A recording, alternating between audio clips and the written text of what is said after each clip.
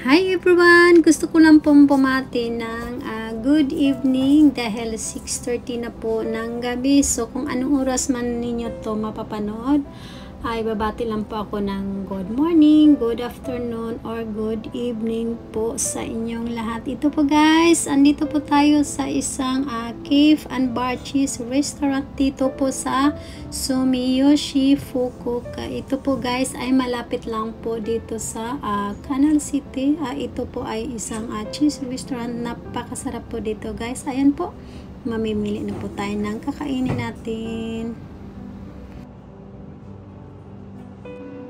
At pagkatapos nating mag-order guys, ito iikot ko lang po ang aking camera dito po sa buong area po dito sa loob ng restaurant. Ito po guys, hindi po siya kalakihan. Ayan po guys, ang loob po ng restaurant.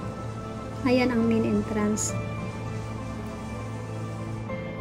At ito na po ang in-order ko, red wine, pero isang glass lang po ang kaya ko guys kasi hindi naman po ako malakas sa alak. Ayan po, cheers! At itong nasa harapan natin guys, iyan po ay cheese. Ayan po siya guys, pag mag-order po na food na may cheese. Ayan, tutunawin po yan guys. Yan sa taas, pag matunaw po yan, yan po ang ilalagay sa o-orderin natin na pagkain with cheese. Ayan, ipakita ko mamaya guys. At ito naman yung una nating order na food. Ayan po guys, napakasarap po niyan. Grabe, as in ang sarap niya.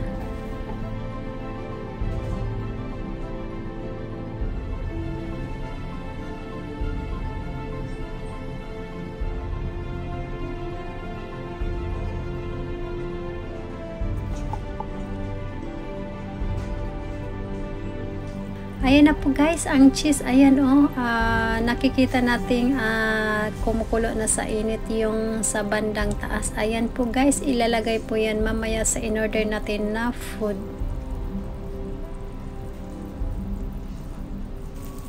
At ayan na guys, tingnan nyo, tingnan ganyan ang paglagay ng cheese guys. Tingnan mo naman, wow, napakasarap niyan, grabe.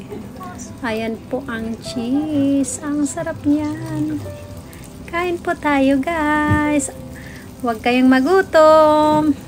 Alam ko gusto nyo rin kumain or tikman yan. Napakasarap niyan guys. Tingnan nyo naman, pag cheese talaga favorite ko na pagkain. At ito guys, nauhaw uli ako. So nag-order uli ako ng tomato juice saka beer. Halo po yan. At ito na po uli ang iba nating order na with cheese uli. Ayan po guys. Kain po tayo ulit. At sa laki nito guys, busog na po tayo. At ayan po ang larawan sa in-order natin na food. At may pa-cake pa. Ayan po ang dessert natin guys. At tapos na po tayong kumain guys. At dito na po tayo ulit sa labas.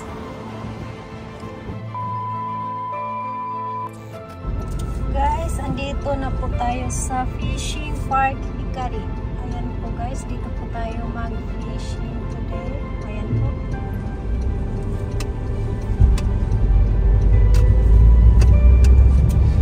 Ayan po tayo dito sa kanan.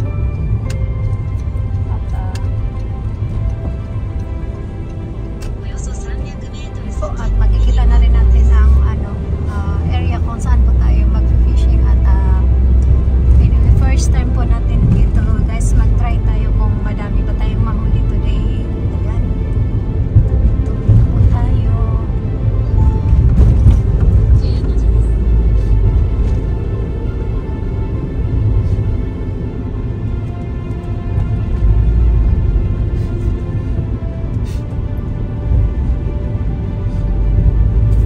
Dito na po tayo sa Fishing Park Hikari. Ayan po guys ang gagamitin kong bago ko po pangisda. Ayan po guys.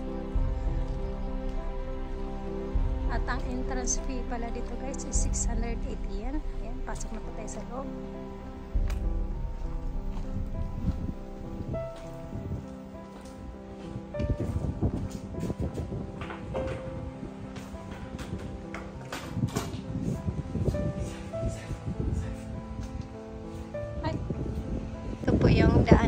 guys, papunta dun sa area kung saan po yung lugar tayo mag-fishing. Ayan po guys. Sa ngayon, ilan ba ang nag-fishing is may 2. Ayan po, ang oras ngayon is 3:05 na po ng hapon. Ayan po guys. Muti na. Tinatanong niya ako kung may dala akong bag. Wala po akong dalang bag dahil ang bitbit ko lang po ay cellphone saka itong pang fishing ko. Ayan o. Pink na pink. Yan. Sana marami tayong mahuli ngayon guys. And guys, naglalakad na tayo dito. 9 meter guray kore. Ayan, 16 meter po daw ang lalim dito guys. Ayan. Ay, sana hindi nalalabas yung araw para hindi na tayo mangitim. Medyo mahangin. Najiguray sulirute. Ano? Mahangin. Baka lalipad yung busi. Ayun.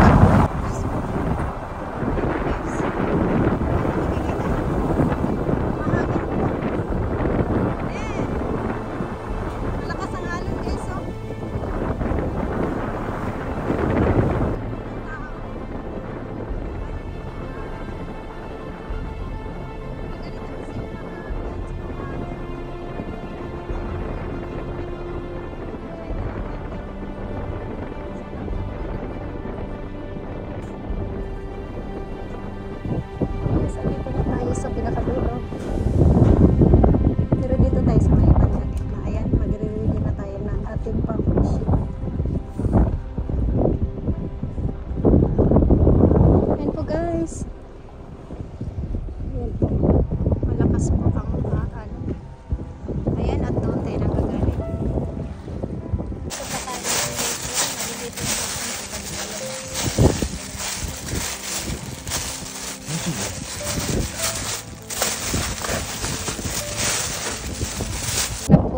Nag-start na pa ako mag-fishing guys. Ayan, nilagay ko muna saglit. Ayan.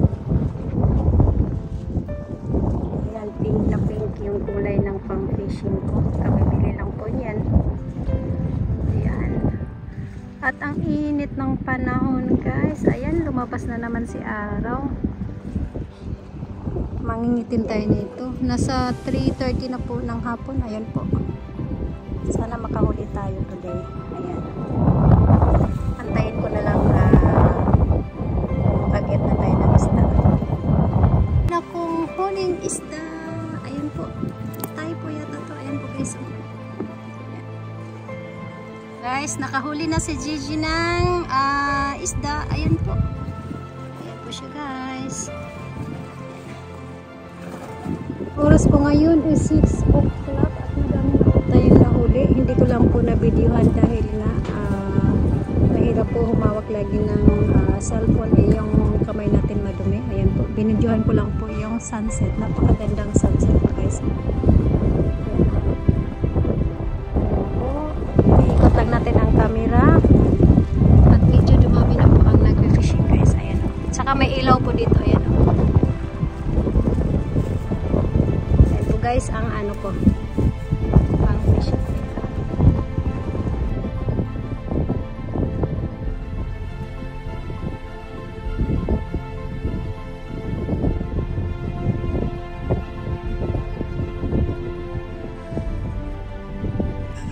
Yo. Honestly, ayan po guys, may nakuha tayo po. Kasi may ano to yung ano ba yan? Pag hindi ka professional dito, ano kasi po hindi pwedeng kainin. Except lang kasi yung sa loob po ng tiyan niya is nakakahilo po. Ayan po. Pangatlong huli na namin to guys. Ayan. Ibalik to sa dagat. Ayan. Pero panahuli natin ang dami. Ayan, buhay pa yung iba. At ang oras ngayon is 8:45 na po hanggang 9 o'clock na po guys. Kaya, wow, ang dami. Ito po ang itsura guys paggabi. Ayan po, sobrang liwanag po. Ayan. Ayan, kaya hindi po mahirapan kahit magkabulol-bulol yung pangisda mo kayang ayusin dahil nga napaka liwanag po dito guys. Ayan guys, ayan po, at may nag-fishing pa rin hanggang ngayon. Ayan po, at tayo ay magliligpit na po dahil tapos na po at ubos na po ang ating pagkain para po sa isda at tayo po ay ayan po 8:30 pa pala, 8:30 pa ng gabi. May another 30 minutes pa para po makapag-fishing ay dahil wala na rin tayong ipapakain sa isda, so kailangan na rin natin umalis. Ayan po guys, ito pauwi na tayo at dito banda may dalawa pang nag-fishing at doon naman sa kabila may dalawa pa po. Magko-close po kasi dito ng 9 o'clock ng gabi, so before mag 9 kailangan na rin nating lumabas para din po makauwi na rin yung staff dito po. Ayan, may dalawa pa guys. Maganda po dito guys kasi nakakahuli po talaga ng isda. Ang dami naming huli ngayon, first time na ang dami naming huli. Mamaya bilangin ko kung ilan na huli namin.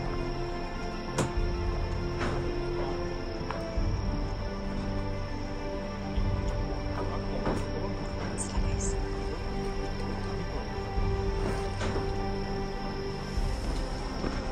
Ayan guys.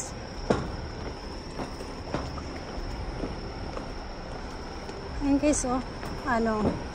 Hindi po nakakatakot kahit ganyan makikita mo yung may kasi may butas yung dinadaanan natin, kaya kanina sa tuwing bingwit kami ng isda hindi ko nabibidyuhan dahil nga yung kamay ko is umahawak po ng pagkain ng isda, may amoy kasi yung maliliit na hipon, ayun may amoy kasi kaya hindi ko po nabibidyuhan tuwing nakakabingwit po kami kasi nga may amoy yung kamay ko, saka natatakot akong malaglag yung cellphone ko dito sa may butas kasi tamang-tama lang talaga yung butas niya na papasok yung cellphone natin.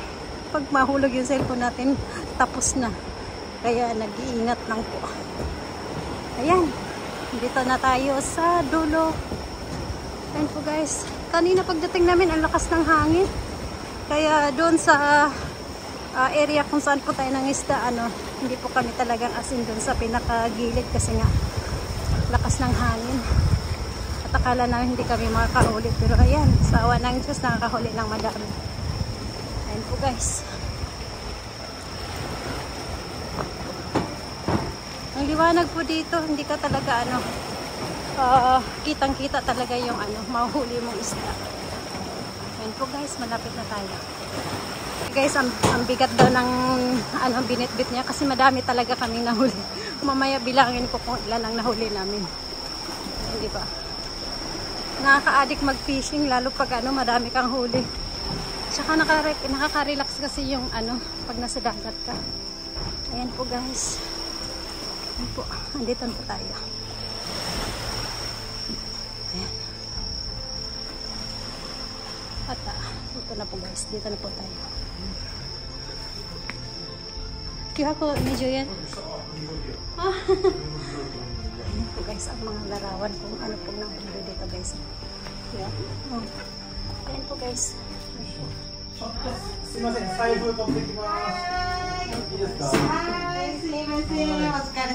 Kare-san. Wa, kikatsuri na ko. Toire wa?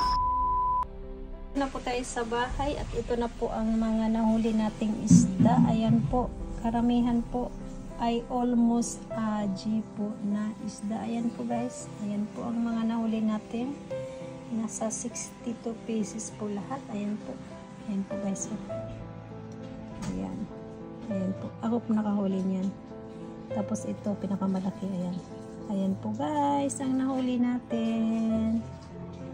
Ayan po, dami nito, dami ko pang linisin guys kasi tawag dito,